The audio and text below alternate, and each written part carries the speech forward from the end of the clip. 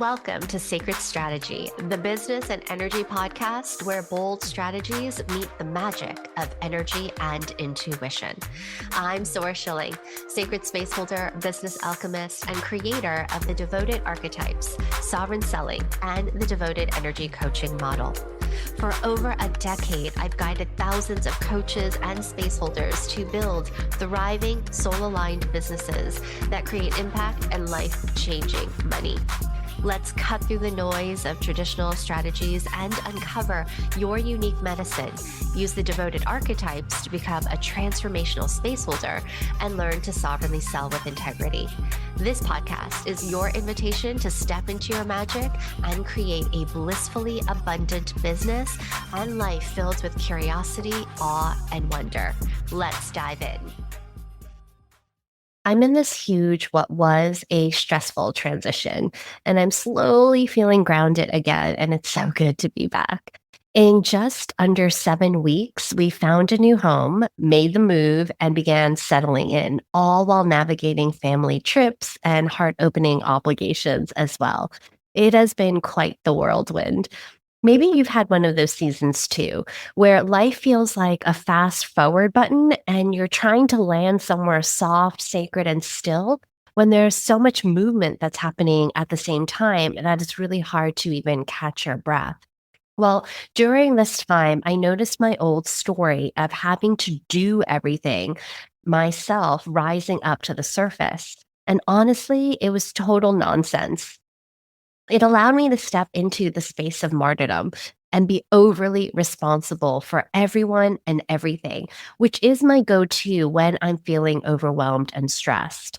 It also kept feeding these small doses of victimhood where I could, from an ego standpoint, claim, look at me and all the things I have to do to keep this family moving forward. Do you ever find that with yourself? Is that a story that you keep perpetuating and playing as well? So, at the same time, the thing that I recognized is that I also quickly saw how this was a way for my ego to distract me from the magic of the moment. I was experiencing life changing events, good ones, amazing ones, miracle ones. And it was stretching and creating timeline jumps into new realities that I didn't even realize I so desired and that could happen so quickly in my life. And if I wasn't mindful, I would get pulled back in the same old ways and the same patterns and the same reality construct that I had before. There was nothing, though, that was going to prevent me from living this new, spacious, beautiful life that I had called in. One of my desires last year was to have incredible support in life and business, and that I also wanted to be there for my family, my clients, and my fellow coworkers and colleagues in a way that would feel really delicious. That was my priority. So in business, I've had such incredible team members who I absolutely adore. I have loved every single one since the beginning of my business. They have all supported the vision and the community with such integrity, and I will forever be grateful for every single one who has touched my life and those around me. And yet, my heart yearned to be taken care of, to release the need to have my hands in all the projects, to be the one to help develop talent and show them the way. I wanted to be amongst fellow colleagues who already knew their shit, who were incredible at what they did, who were able to carry me further than I would have ever been able to go by myself. And so a couple of weeks ago, I hired an amazing OBM that I look forward to telling you more about as we continue on this journey together, who brings her own team of specialists. For the first time in years in my life as an entrepreneur and as a CEO, I would say, I'm not the one managing all the pieces. I'm not trying to remember every single tech step or approve every single micro decision or hold every admin task in my nervous system. And the shift was instant. I was able to breathe again. My shoulders dropped. There was a full body exhale. I was vibrating. And at first, I named it as nervousness, but actually, it was excitement and ease and openness to possibility, which is what I was actually feeling. Now, this wasn't just about hiring. It was about trusting the genius of those who love what they do and complement my medicine and my skills. It was about choosing me and trusting that the more I was in my joy, my creative energy, leveraging my zone of genius, I would find peace and abundance and that next level of understanding leadership as a transformational CEO. I realized the version of me who stepped and who built the business that I had was brilliant. She was amazing. She was intuitive and she had to learn it all. I mean, as a 6'2" projector who has a 3 in her line, I basically have to constantly learn things and then get better at it, fail, learn from it, and continue going. Right.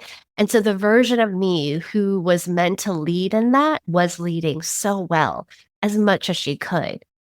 But now the version of me who is meant to lead from this stage and era of my life, well, she needs more support. She needs more spaciousness. She needs to be able to surrender some of those tasks so that there is more availability for her to really create the dynamic, potent medicine that is required of her. I also realized I didn't know what I needed due to my blind spots and my limitless well of resourcefulness. It is something that I love, but also it means that I could just keep going and tap in and continue to try and figure it out myself. If I had to keep going the hard way, I would, but that isn't healthy, and I'm so over it. It was my business coach who actually encouraged me to find the most aligned support. That in one of the most important reasons to have a business coach is so that they could basically share with you what your blind spots are, give you some potential possibilities, and show you a more easeful way of living and breathing your business. And so I see this with my clients too, as their business coach. One incredible mastermind luminary came into my space holding over a decade of deep transformational work. Now, most of my clients have been doing their service work for over 10 years. She had been a student of life and mysteries, and she has had so many trainings that she has gone through and knows so many different healing modalities. And more importantly, as soon as she stepped into the space, I can feel her brilliance. I can feel her transmit her mature wisdom that she held so deeply within her soul's essence. And yet, her business felt murky. Her path was super unclear, and she was exhausted and really didn't know she can continue and even what to offer at this point in time. She was doing a lot, but also her role was not very consistent and clear. She had been making great money, but then going through months where there was very little. And so this constant ebb and flow, battling the need to work, quote, hard and then burning out, having a lot of money and then no money coming in at all. And this fast and famine to then feasting with delight was not sustainable. And so she never truly felt grounded in her business. So when she finally, at one moment during our Lush Business Mastermind experience just recently, something clicked and changed in her. And there was this divine timing with us in our alchemical process that shifted a moment where she was able to claim her identity as a transformational CEO, not just as a practitioner of healing arts, but a leader. Something, well, really everything clicked. And from that point, she was able to simplify and not overly complicate things. She got clear on her signature offer. She started showing up with this grounded clarity, and she began selling in a way that felt sovereign, easeful, and true. I mean, she's actually showing up on social media and sending out her newsletters. It has been an awe watching her dance with her business. From needing months to heal to whipping up a gorgeous website in 3 weeks. naming her body of work and birthing her healing methodology that she absolutely loves, and showing up in her newsletters and socials unapologetically with boldness has happened in such quick time sprints that I am in awe of this new era that she is claiming. She's now unstoppable because she's no longer overcomplicating her role and she's no longer doing it all. She's leading, and so can you. So I'd love for us to name something here. Becoming a CEO isn't about making a certain amount of money. It's not about the size of your team or the number of followers you have. Being a CEO is actually about being a visionary architect of your business. It's an energetic identity that you are taking on, a shift that you are currently having, and an embodiment of that frequency. What it is it's the shift from practitioner to leader or life coach to leader, from deliverer to designer, from doing all the things to structuring something that holds it all with clarity. What comes up for you when you hear this? The word transformational CEO or visionary architect. Does it thrill you? Are you curious? Do you feel a pull in that energetic direction with maybe excitement and hope and possibility? This shift could be subtle, but it's everything. I have clearly felt it myself as well. It's the shift from overgiving and having less and less claiming of your boundaries to sacred sovereignty. It's all about no longer saying yes to burnout or going up to the point of brink of burnout to really honoring your ability to understand your sacred boundaries. It's from going from do it yourself hustle to being deeply supported and soul led in the leadership role that you have, being able to be deeply supported by people around you that are experts in their field. So let's go ahead and ground this in before I share 3 daily practices.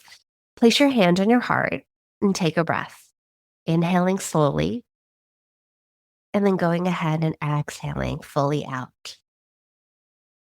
Let's call forth your visionary CEO self, this divine human who leads with clarity and not with chaos, who doesn't have so much on their plate, who's very discerning about their time, commitments, what they desire to do that is delightful.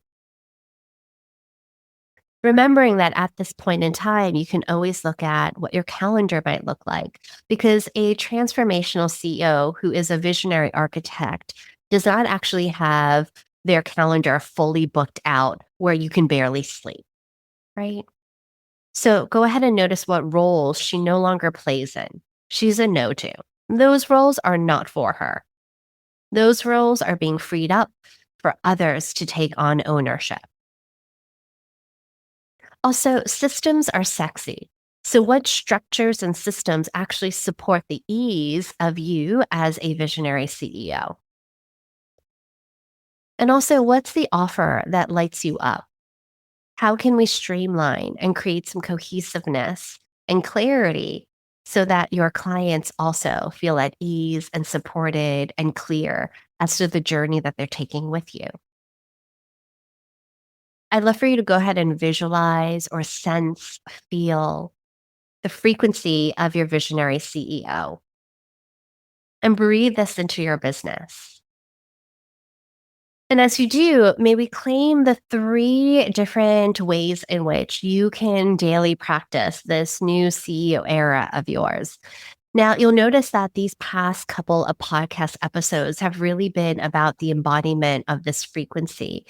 And so I offer up that the reason that I'm doing this is because it is so important from an energetic standpoint to be able to really feel the frequency so that when you're out of it, you know how to access it back in the energetic field and in your body.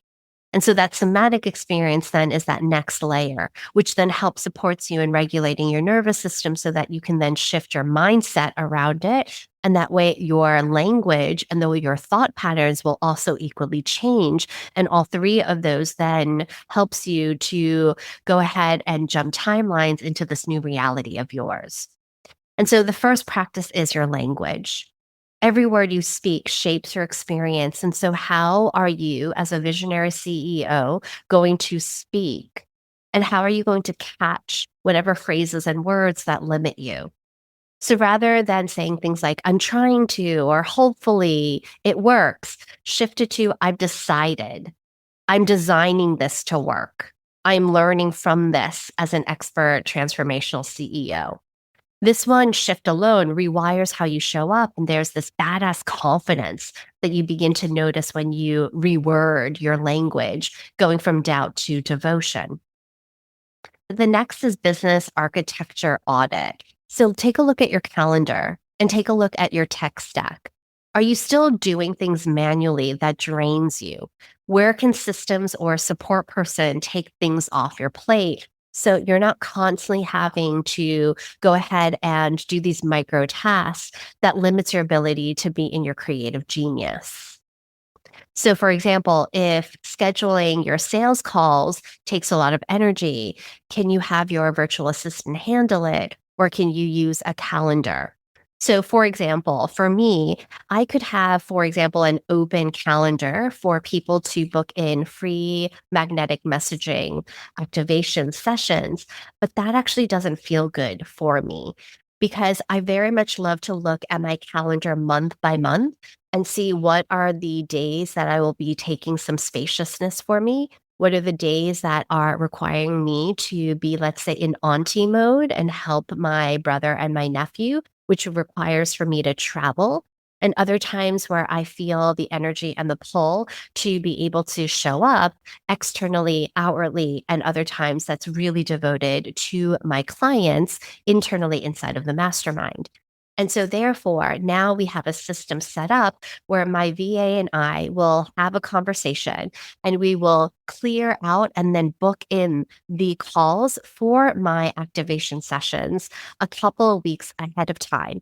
All I have to do is take a look at my calendar, feel into it, share the dates and times, and then my VA will handle the rest. And that way I can stay in my CEO energetic space and continue to do the work that I'm here to do, right?